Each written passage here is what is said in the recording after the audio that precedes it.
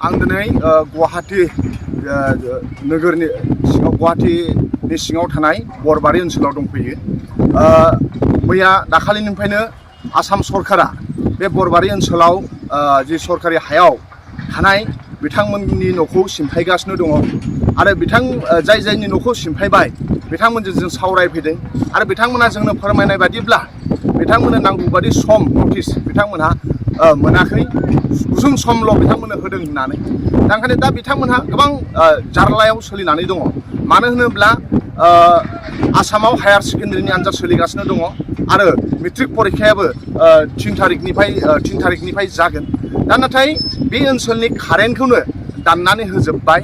ओमफ्राय बे ओनसोलाव न' सिमफायबाय। दा सोरनाबा दिनै सिमफाय जाबाय। बिसोरनि फिसाजोफोरा सोरबा हायार सेकेन्डारि परिखा लिरनो थांदों आरो सोरबा मेट्रिक परिखा लिरगोन। जा राइट टु एडुकेसन एक्ट, जा राइट टु एडुकेसन दङ, सोलोंथाइ मोनथारनांगौ, बेयो बिथांमोनाव हेम्पार जाबाय। दा ओंखायनो आसामनि चिफ मिनिस्टार हिमन्त बिश्व शर्मा बिथाङा हिटलारनि सासन खालामगासिनो दङ आरो बिथाङा उन्दुनाय समाव जि सिमां नुयो बेखौनो बिथाङा फुङाव मावफुङो। बे इलेक्सननि सिगां हिमन्त बिश्व शर्माया बुंदोंमोन जे भुमिपुत्र जाय थागिबि मानसिफोरखौ माब्लाबाबो होखारनाय नङा होननानै। दा नाथाय बे बरबारि ओनसोलाव गोबां मिसिं जाथिनि दङ, कार्बिफोरबो दङ आरो बर'फोरनिबो दङ, ओमफ्राय गुबुन गुबुन हारिफोरनिबो दङ। दा बिथां दुखिया रायजो राजा जाय बिथांमोना गोबां खस्थ' खालामनानैसो न'खौ लुदोंमोन, दा बे न'आ सिमफाय जाजोब्बाय।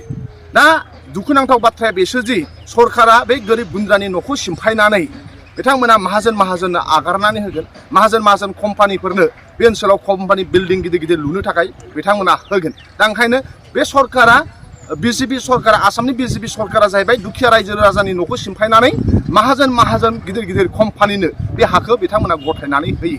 दा बे जोंनि थाखाय जोबोद दुखुनांथाव बाथ्रा। बयनिफ्राय अनखांनाय नांदों बे ओनसोलनि जाय फरायसा बिथांमोना हायार सेकेन्डारि परिखा लिरगासिनो दं आरो मेट्रिक परिखा लिरगोन। दा बिथांमोनाव मा फरायनायनि परिबेस थागोन? न'खौनो सिमफाय जाबाय, कारेन्टआनो गैया, सानफ्रामबो बुलडुजारजों न'खौ सिमफायगासिनो दङ। दा गोबां मिसिं हारिनि गोबां बिथांमोनहा न' सिमफाय जाजोब्बाय। जोबोद दुखुनांथाव बाथ्रा। दा बेखौनो जों फैनानै दिनै खौरां लाफैदों। सुबुं समाजाव अराय गोजोन आरो खौसेथिया गोजोरै थानो हायो, बेखौ बिथा खालामनानै बिराद बाथौ आर'ज आरो खेराइ खुंफुंनो साखाफारा।